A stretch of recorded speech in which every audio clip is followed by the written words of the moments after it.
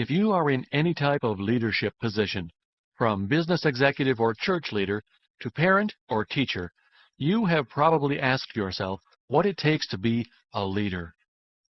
John C. Maxwell answers that question and outlines principles for inspiring, motivating, and influencing others. Principles that you will be able to use in any organization to foster integrity, self-discipline, and positive change. Now, let Dr. John C. Maxwell show you how to develop the vision, value, influence, and motivation you need to be an effective, successful leader in developing the leader within you.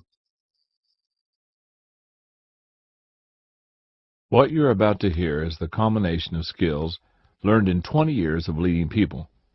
For 12 years, I have taught these leadership principles and watched with great satisfaction as men and women have become more effective in leading others.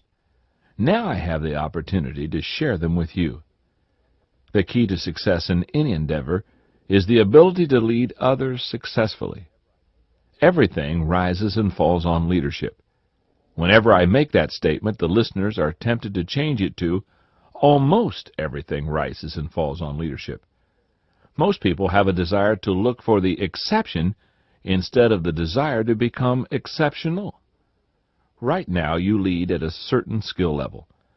For the sake of teaching this principle, let's say that on a scale of 1 to 10, your leadership skills reach the level of 6. This is what I know. The effectiveness of your work will never rise above your ability to lead and influence others. You cannot produce consistently on a higher level than your leadership. In other words, your leadership skills determine the level of your success and the success of those who work around you. Leadership can be taught. Leadership is not an exclusive club for those who were, quote, born with it. The traits that are the raw materials of leadership can be acquired. Link them up with desire, and nothing can keep you from becoming a leader. This tape supplies the leadership principles.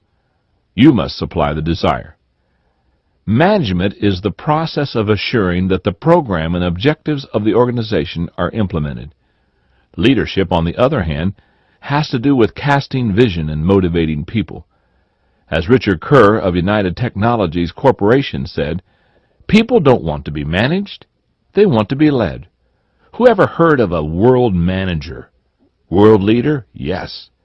If you want to manage somebody, manage yourself. Do that well, and you'll be ready to stop managing and start leading. My desire is that you be able to accomplish the work of a leader. This tape is dedicated to that goal. While you listen to this tape and begin applying these leadership principles, please be reminded of Bruce Larson. In his book, Wind and Fire, Larson points out some interesting facts about sandhill cranes. These large birds, who fly great distances across continents, have 3 remarkable qualities. First, they rotate leadership. No one bird stays out in front all the time. Second, they choose leaders who can handle turbulence. And then, all during the time one bird is leading, the rest are honking their affirmation. Hopefully, you will learn enough about leadership to take your place at the front of the pack. And while you are making that attempt, I will be honking affirmation to you with great pride and inner satisfaction.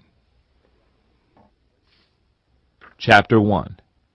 The definition of leadership: influence. After more than 4 decades of observing leadership within my family, and many years of developing my own leadership potential, I have come to this conclusion: leadership is influence. That's it. Nothing more, nothing less. My favorite leadership proverb is, "He who thinketh he leadeth, and hath no one following him, is only taking a walk." James C. Georges of the Par Training Corporation said it quite effectively. What is leadership? Remove for a moment the moral issues behind it, and there is only one definition. Leadership is the ability to obtain followers. Hitler was a leader, and so was Jim Jones. Each had followers. Once you define leadership as the ability to get followers, you work backward from that point of reference to figure out how to lead. Therein lies the problem. Most people define leadership as the ability to achieve a position, not to get followers. Therefore, they go after a position, rank, or title, and upon their arrival think that they have become a leader. This type of thinking creates two common problems. Those who possess the status of a leader often experience the frustration of few followers, and those who lack the proper titles may not see themselves as leaders and therefore don't develop their leadership skills. My goal with this tape is to help you accept leadership as influence. That is, again, the ability to get followers, and then work backward from that point to help you learn how to lead. Each part of the tape is designed to place in your hand another principle that will assist your leadership development. This first part, for example, is designed to expand the level of your influence. In any given situation with any given group, there is a prominent influencer. The prominent leader of any group is quite easy to discover. Just observe the people as they gather. If an issue is to be decided, who is the person whose opinion seems most valuable? Who is the one that others watch the most when the issue is being discussed? Who is the one with whom people quickly agree? Most importantly, who is the one the others follow? These questions are designed to help you discern who the real leader is in a particular group. The most effective way to understand the power of influence is to think of the times that you have been touched by the influence of a person or event. Big events leave mark on all of our lives and memories. For example, ask a couple of people born prior to 1930 what they were doing when they heard that Pearl Harbor had been bombed, and they will describe in detail their feelings and surroundings when they heard the terrible news. Think also of the little things or the people who influenced you in a powerful way. In reflecting on my own life, I think of the influence of a camp that I attended as a youth and how it helped determine my career choice. Life consists of influencers that daily found us vulnerable to their impressions and therefore helped mold us into the persons we are at this moment. The best investment in the future is a proper influence today. The issue is not, will you influence someone? What needs to be settled is, what kind of an influencer will you be? Climbing the steps of leadership. The higher you go in leadership, the longer it takes. Each time there is a change in your job or you join a new circle of friends, you start on the lowest level and begin to work yourself up the steps. The higher you go, the higher the level of commitment. This increase in commitment is a two-way street. Greater commitment is demanded not only from you, but from other individuals as well. The higher you go, the easier it is to lead. Each level climbed by the leader and the followers adds another reason why people will want to follow you. The higher you go, the greater the growth. Growth can only occur when effective change takes place. Change will become easier as you climb the levels of leadership. As you rise, other people will allow and even assist you in making needed changes. Here are some other interesting facts about climbing the steps of leadership. Even as you climb to the next level, you never stop needing the base level. That's because each level stands upon the previous one, similar to the levels of a pyramid. If the lower levels are neglected, then the higher ones crumble. If you are leading a group of people, you will not be on the same level with everyone. Therefore, every person does not respond the same way to your leadership. For your leadership to remain effective, it is essential that you take the other influencers within the group with you to the higher levels. When this happens, the collective influence of you and the other leaders will bring the rest of the people along. When you don't take the other influencers with you, divided loyalty will occur within the group.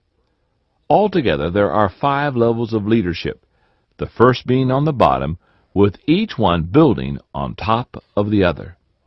Level 1 is position. This is the basic entry level of leadership. On this level, the only influence you have is that which comes with a title. People who stay at this level get into territorial rights, protocol, tradition, and organizational charts. These things are not negative, but they are poor substitutes for true leadership skills. A person may be in control because he has been appointed to a position. In that position he may have authority, but real leadership is more than having authority. Real leadership is being the person others will gladly and confidently follow. A real leader knows the difference between being the boss and being a leader. This first level may be given by appointment. All other levels are gained by ability. People will not follow a positional leader beyond his stated authority. Our real joy and success in leading others depend on our abilities to keep climbing the levels of leadership. Level number 2 is permission. I continually emphasize that people don't care how much you know until they know how much you care. Leadership begins with the heart, not the head. It flourishes with a meaningful relationship, not with regulations. A person on the permission level will lead by interrelationships. The agenda is not the pecking order, but people development. On this level, time, energy, and focus are placed on the individual's needs and desires. People who are unable to build solid, lasting relationships will soon discover that they are unable to sustain long, effective leadership. You can love people without leading them, but you cannot lead people without loving them. Level number 3 is production. On this level, things begin to happen. Good things. Profit increases. Morale is high. Turnover is low. Needs are being met. Goals are being realized. Accompanying this growth is the big mo. That's what I call it, momentum. Leading and influencing others is fun. Problems are solved with a minimum effort. Fresh statistics are shared on a regular basis with the people that undergird the growth of the organization. Everyone is results-oriented. In fact, results are the main reason for the activity. Now, this is a major difference between levels 2 and 3. On the permission relationship level, people get together just to get together. There is no other objective. On the production or results level, people come together to accomplish a purpose. They like to get together, but they love to get together to accomplish something. In other words, they are results-oriented. Now, here is a caution. Don't try to skip a level. The most often skipped level is 2, relationships. For example, a husband goes from level 1, which is position, a wedding day title, to level 3, production. He becomes a great provider for the family, but in the process he neglects the essential relationships that hold a family together. The family disintegrates, and so does the husband's business. Relationships involve a process that provides the glue and much of the staying power for long-term, consistent production. Level number 4 is people development. On this level, people follow because of what the leader has done for them. This is where long-range growth occurs. The leader's commitment to develop other leaders will inspire ongoing growth to the organization and the people. A leader is great, not because of his or her power, but because of his or her ability to empower others. Success without a successor is failure. A worker's main responsibility is doing the work himself.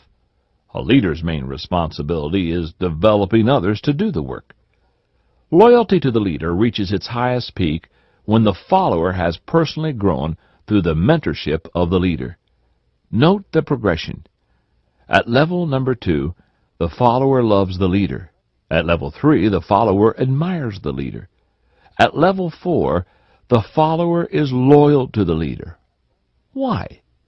You win people's hearts by helping them grow personally. The core of leaders who surround you should all be people you have personally touched or helped to develop in some way.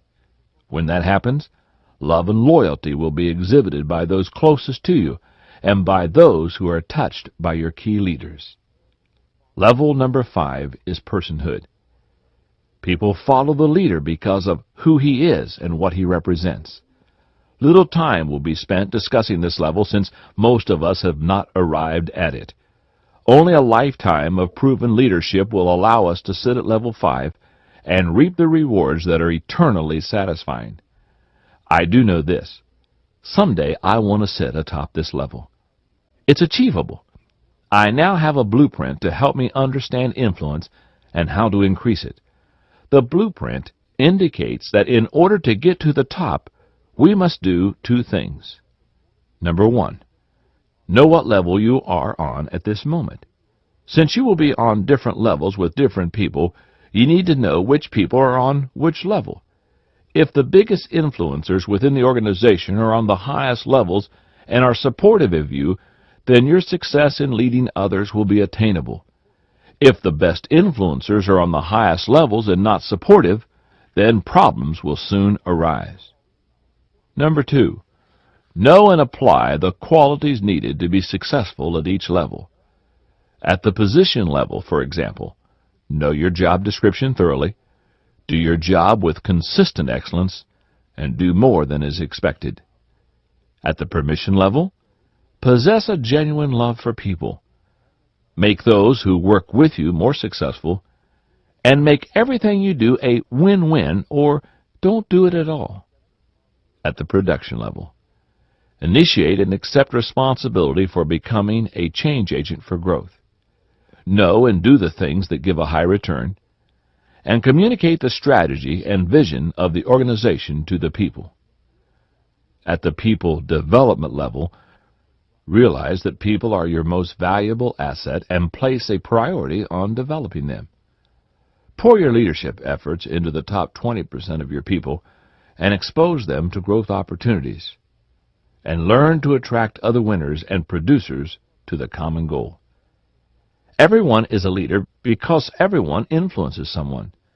Not everyone will become a great leader, but everyone can become a better leader.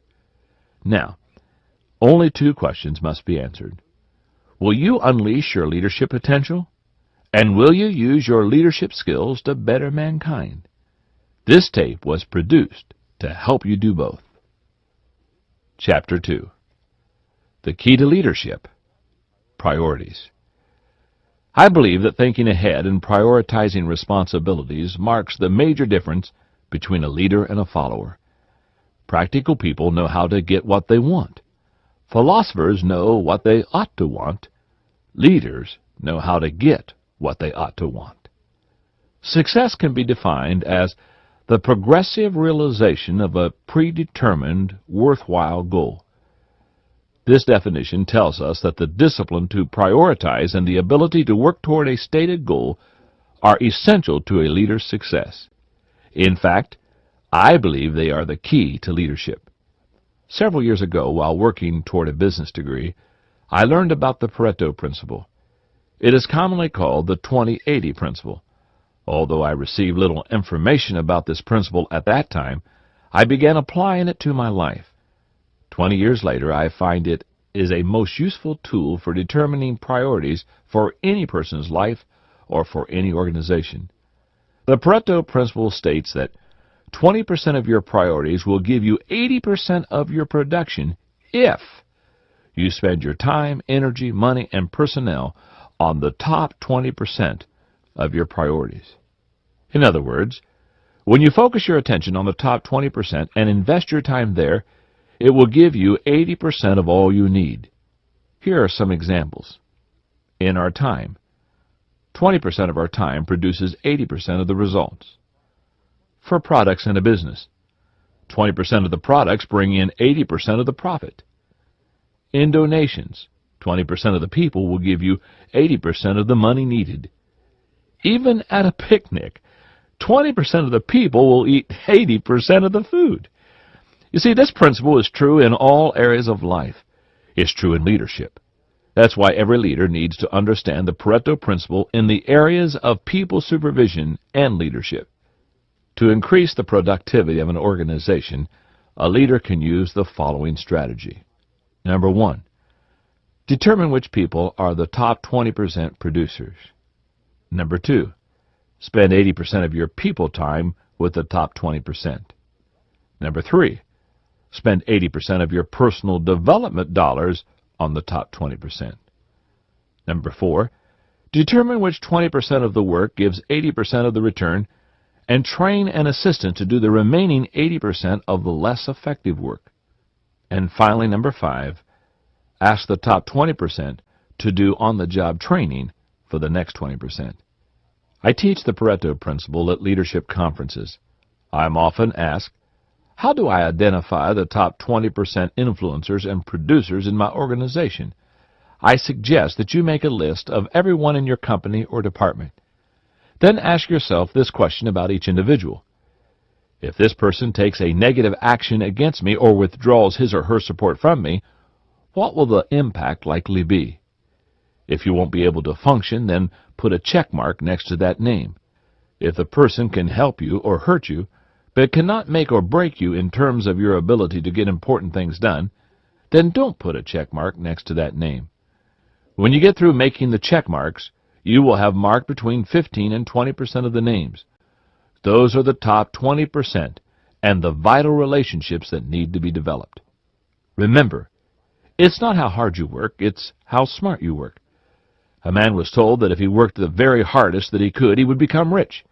The hardest work he knew was digging holes, so he set about digging great holes in his backyard. He didn't get rich, he only got a backache. He worked hard, but he worked hard without any priorities. Organize or agonize. The ability to juggle 3 or 4 high-priority projects successfully is a must for every leader.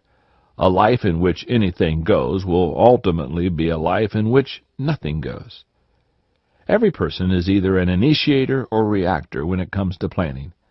My observation is that leaders tend to initiate and followers tend to react. Note the difference. A veteran of many years of decision-making gave me this short, simple advice. Decide what to do and do it. Decide what not to do and don't do it. Evaluation of priorities, however, is not quite that simple. Many times they are not black or white, but many tones of gray. I have found that the last thing one knows is what to put first.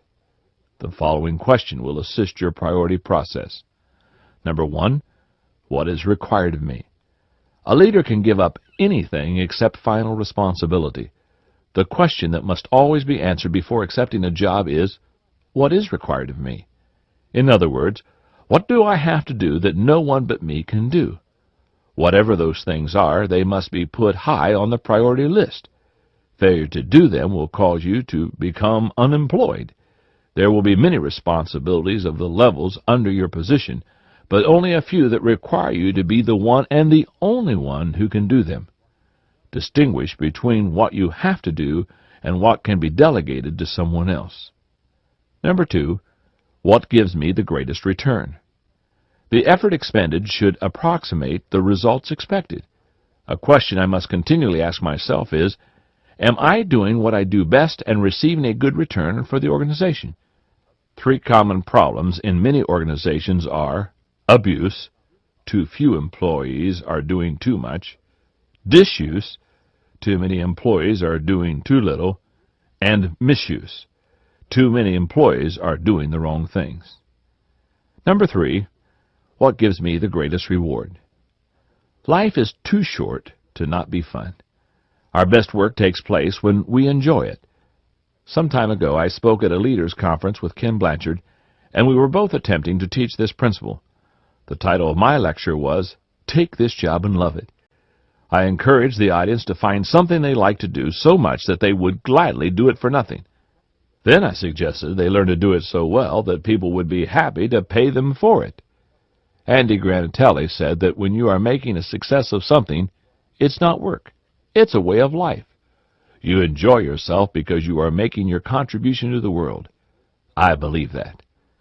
Success in your work will be greatly increased if the 3 R's, requirement, return, and reward, are similar. In other words, if the requirements of my job are the same as my strengths that gave me the highest return, and in doing things brings me great pleasure, then I will be successful if I act on my priorities. Priorities never stay put. They continually shift and demand attention. H. Ross Perot said that anything that is excellent or praiseworthy stands moment by moment on the cutting edge and must be constantly fought for. Well-placed priorities always sit on the edge. When considering priorities, remember this truth. You cannot overestimate the unimportance of practically everything. I love this principle. It's a little exaggerated, but it needs to be said. William James said that the art of being wise is the art of knowing what to overlook. The petty and the mundane steal much of our time. Too many are living for the wrong things. Dr. Anthony Cappolo tells about a sociological study in which 50 people over the age of 95 were asked one question. If you could live your life over again, what would you do differently? It was an open-ended question, and a multiplicity of answers came from these eldest of senior citizens. However, 3 answers constantly reemerged and dominated the results of the study. These 3 answers were, if I had it to do over again, I would reflect more. If I had it to do over again, I would risk more. And if I had it to do over again, I would do more things that would live on after I am dead. A young concert violinist was asked the secret of her success. She replied, planned neglect. She explained, when I was in school, there were many things that demanded my time. When I went to my room after breakfast, I made my bed, straightened the room, dusted the floor, and did whatever else came to my attention. Then I hurried to my violin practice. I found I wasn't progressing as I thought I should, so I reversed things. Until my practice period was completed, I deliberately neglected everything else.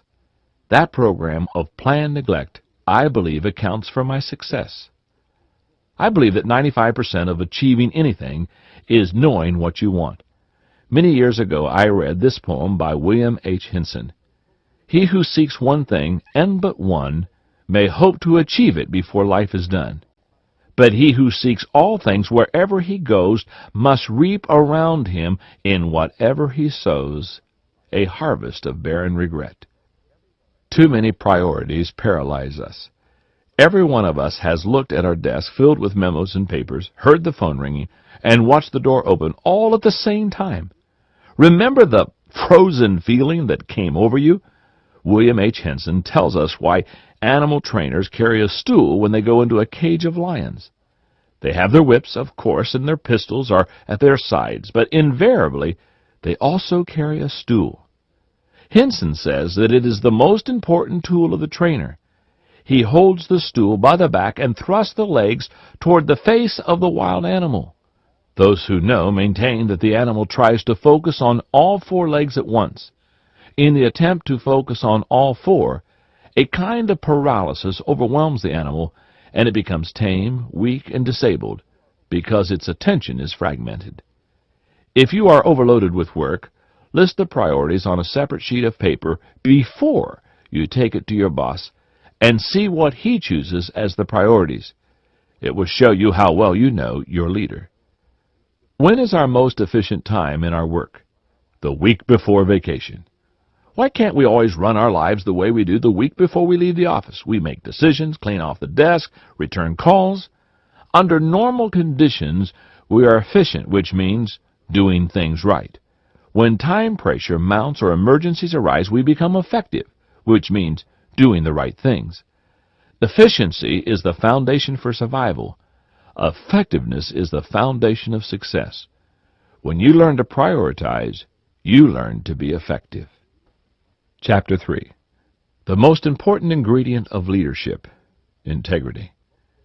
The dictionary defines integrity as the state of being complete, unified. When I have integrity, my words and my deeds match up. I am who I am, no matter where I am or who I am with. Sadly, integrity is a vanishing commodity today.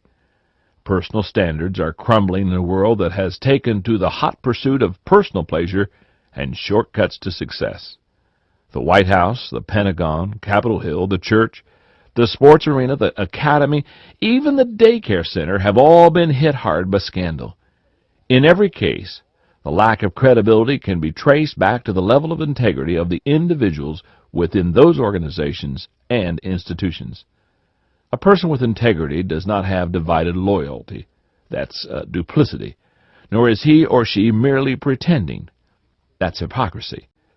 People with integrity are whole people. They can be identified by their single-mindedness. People with integrity have nothing to hide and nothing to fear. Their lives are open books. Integrity is not what we do so much as who we are. And who we are, in turn, determines what we do. Our system of values is so much a part of us that we cannot separate it from ourselves. It becomes the navigating system that guides us. It establishes priorities in our lives and judges what we will accept or reject. We are all faced with conflicting desires. No one, no matter how spiritual, can avoid this battle. Integrity is the factor that determines which one will prevail. We struggle daily with situations that demand decisions between what we want to do and what we ought to do. Integrity establishes the ground rules for resolving these tensions. It determines who we are and how we will respond before the conflict even appears. Integrity welds together what we say, think, and do into a whole person so that permission is never granted for one of these to be out of sync. Conflict breeds despair because it divides a whole person into fragments. In contrast, integrity binds our person together and fosters a spirit of contentment within us. It will not allow our lips to violate our hearts. When integrity is the referee, we will be consistent. Our beliefs will be mirrored by our conduct. There will be no discrepancy between what we appear to be and what our family knows we are, whether in times of prosperity or adversity.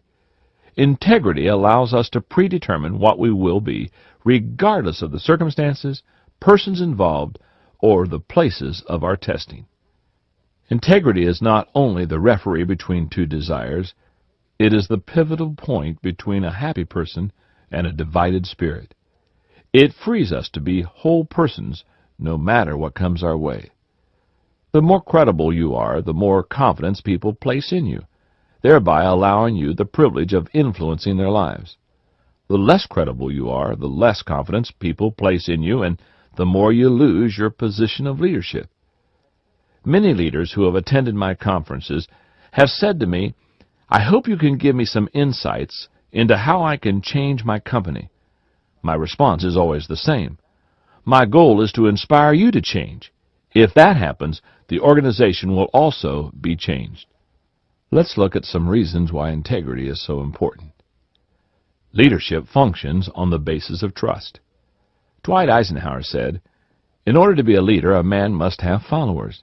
And to have followers, a man must have their confidence." Hence, the supreme quality for a leader is unquestionable integrity.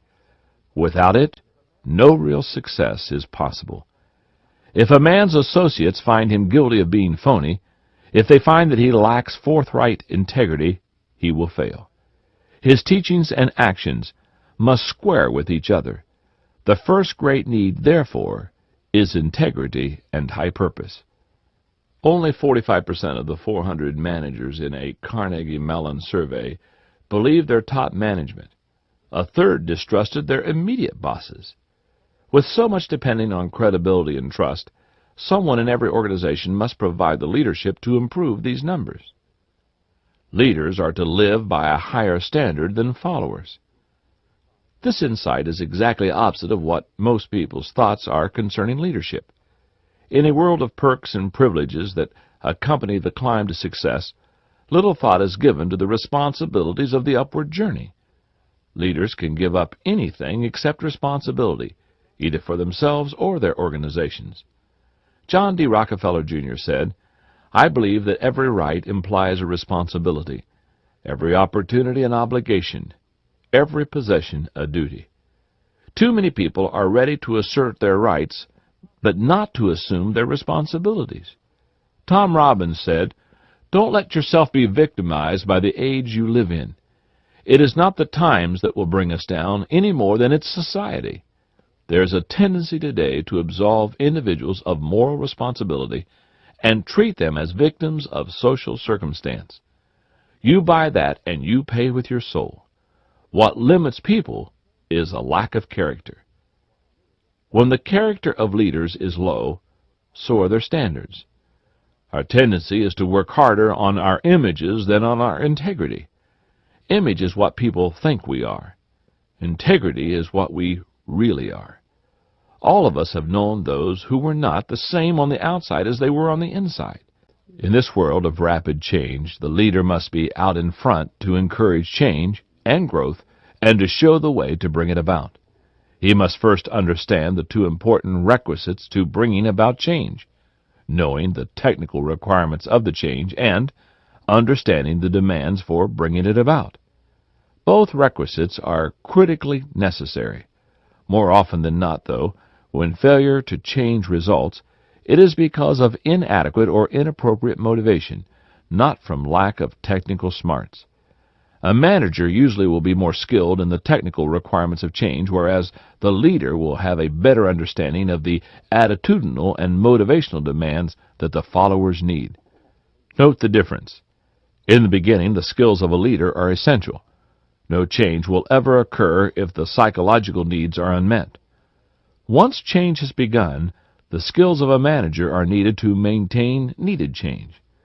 A good exercise when you face change is to make a list of the logical advantages and disadvantages that should result from the change, and then make another list indicating the psychological impact. Just seeing this on a sheet of paper can be clarifying. You may find yourself saying, "I don't like to admit it, but I'm insecure at this point, even though the change makes sense logically." Resistance to change is universal. It invades all classes and cultures. It seizes every generation by the throat and attempts to stop all forward movement toward progress. Many well-educated people, after being confronted with truth, have been unwilling to change their minds. Don't let your attitude toward change or your predisposition to avoid it create detrimental hindrances to your own personal success as a leader. There are a number of reasons why people may resist a change. The change isn't self-initiated. When people lack ownership of an idea, they usually resist it, even when it is in their best interest. They simply don't like the idea of being manipulated or feeling like pawns of the system. Wise leaders allow followers to give input and be part of the process of change. Some people are open to change as long as it doesn't inconvenience them or cost anything. The purpose of change is unclear. Employees resist change when they hear about it from a second-hand source. When a decision has been made, the longer it takes for employees to hear and the further the desired change is from the decision maker, the more resistance it will receive. That's why decisions should be made at the lowest level possible. The decision maker, because of a close proximity to the issue, will make a better decision, and those most affected by the decision will know it quickly by hearing it from a source close to them and to the problem. Change creates fear of failure. Albert Hubbard said that the greatest mistake a person can make is to be afraid of making one. It is tragic when success has gone to my head. It is even more tragic if failure goes to my head. Too many people, fearing that failure is their thing, hold tenaciously to whatever they feel comfortable with and continually resist change. The rewards for change don't match the effort change requires. People will not change until they perceive that the advantages of changing outweigh the disadvantages of continuing with the way things are. What leaders sometimes fail to recognize is that the followers will always weigh the advantages in light of the personal gain or loss, not organizational gain or loss. People are too satisfied with the way things are. Many organizations and people will choose to die before they will choose to change. In the 1940s, the Swiss watch was the most prestigious and best quality watch in the world. Consequently, most of the watches sold in the world were made in Switzerland. In the late 50s, the digital watch was presented to the leaders of the Swiss Watch Company. They rejected this new idea because they knew they already had the best watch and the best watchmakers. The man who had developed the digital watch subsequently sold the idea to Seiko. In 1940, Swiss watchmaking companies employed 80,000 people. Today they employ 18,000. In 1940, 80% of the watches sold in the world were made in Switzerland. Today, 80% of the watches are digital. This story represents what happens to many organizations and people when they resist change. The followers lack respect for the leader. When followers don't like the leader who oversees the change, Their feelings won't allow them to look at the change objectively. In other words, people view the change according to the way they view the change agent. One of the principles I share in leadership conferences is, you've got to love them before you can lead them. When you love your followers genuinely and correctly, they'll respect and follow you through many changes. The leader is susceptible to feelings of personal criticism. Sometimes leaders resist change. For example, if a leader has developed a program that is now being phased out for something better, he or she may feel the change is a personal attack and will react defensively. Change may mean personal loss. Whenever change is imminent, the question on everyone's mind is, how will this affect me?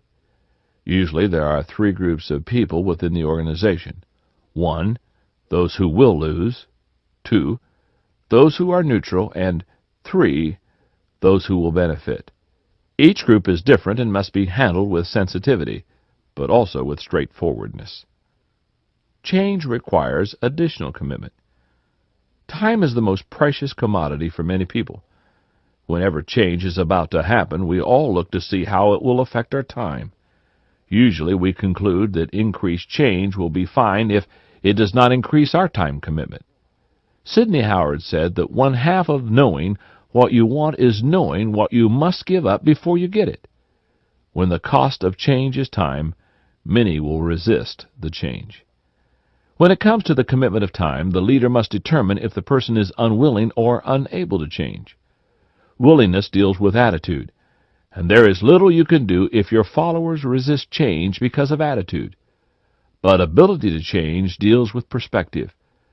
Many people are willing to change, but because of the way they perceive their present circumstances and responsibilities, they are unable to change. At this point, you can help by prioritizing tasks, eliminating non-essentials, and focusing on the consequential value of changing.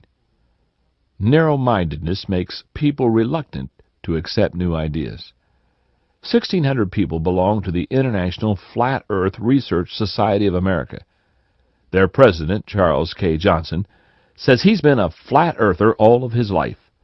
When I saw the globe in grade school, I didn't accept it then, and I don't accept it now.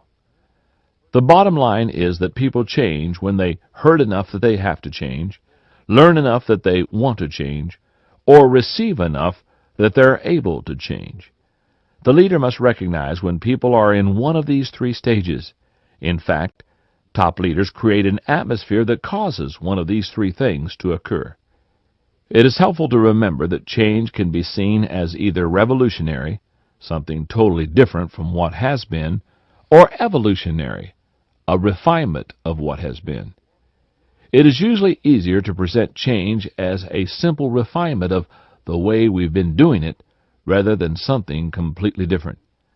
When a proposal for change is introduced in the organization, people fall into 5 categories in terms of their response.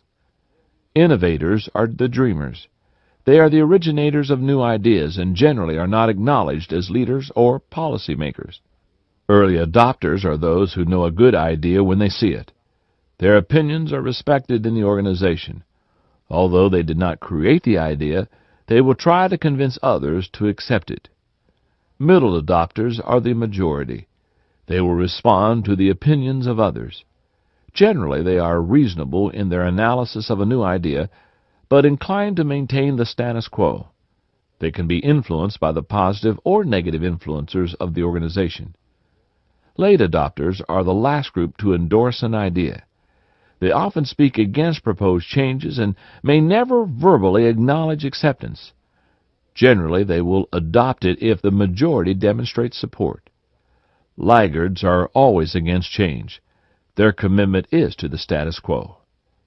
The evolutionary process of successful change within an organization can be summed up in the 8 steps that must occur as the organization moves from ignorance about the desired change to a mindset of willingness and innovation. Step number 1, ignorance. No unified direction or sense of priorities is felt among the followers. They are truly in the dark. Step number 2, information. General information is given to the people. Initially, the ideas for change are not embraced. Step number 3, infusion. The penetration of new ideas into the status quo may cause confrontations with apathy, prejudice, and tradition. The general tendency is to focus on problems. Step number 4, individual change. The early adopters begin to see the benefit of the proposed change and embrace them. Personal convictions replace complacency. Step number 5, organizational change. Two sides of the issue are being discussed. Less defensiveness and more openness concerning proposed changes can be observed. The momentum shifts from anti-change to pro-change. Step number 6, awkward application. Some failures and some successes are experienced as the change is implemented. The learning process is rapid. Step number 7, integration. Awkwardness begins to decrease and the acceptance level increases. A growing sense of accomplishment and a secondary wave of results and successes occur. Step number 8, innovation. Significant results create confidence and a willingness to take risk. The result is a willingness to change more rapidly and boldly. As step number 8 is taken, the organization as a whole is more willing to go through the process again. The major effect of the process develops as the majority of the organization is exposed repeatedly to the new idea. Human behavior studies show that people do not basically resist change. They resist being changed. But unless they do change, an organization cannot experience positive change. How does a leader solve this problem? By creating an atmosphere that encourages change and developing a strategy to make it happen. The leader must first develop a trust with people. It is wonderful when the people believe in the leader. It is more wonderful when the leader believes in the people. When both are a reality, trust is the result. The more people trust the leader, the more willing they will be to accept the leader's proposed changes. My first question to a leader who wants to make changes within an organization is always, what is your relationship with your people? If the relationship is positive, then the leader is ready to take the next step. The leader must make personal changes before asking others to change. Second, good leaders understand the history of the organization.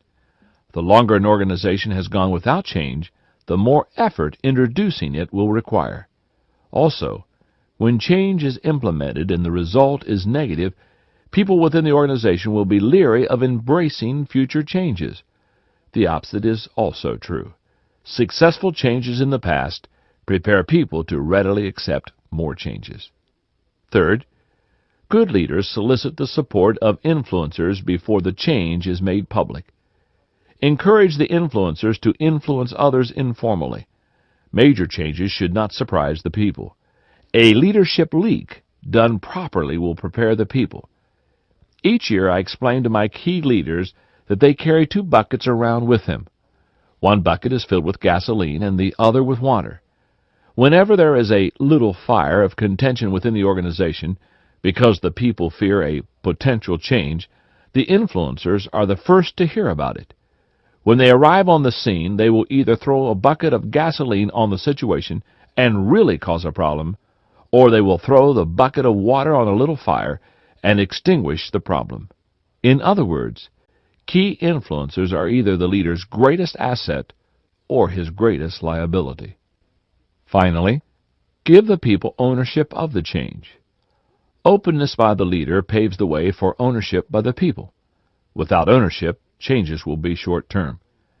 Changing people's habits and ways of thinking is like writing instructions in the snow during a snowstorm. Every 20 minutes the instructions must be rewritten unless ownership is given along with the instructions. The real question is not, will we ever change, but when and how much will we change? Nothing stays the same except the fact that change is always present. Even in the beginning, Adam reportedly said to Eve as they were led out of paradise, "My dear, we live in a time of transition." Keeping current with the changes and relating them to the organization is a constant challenge for the leader. Change represents both possible opportunity and potential loss. It's never too late to change. You can make a choice today to change. And when change is successful, you will look back at it and call it growth.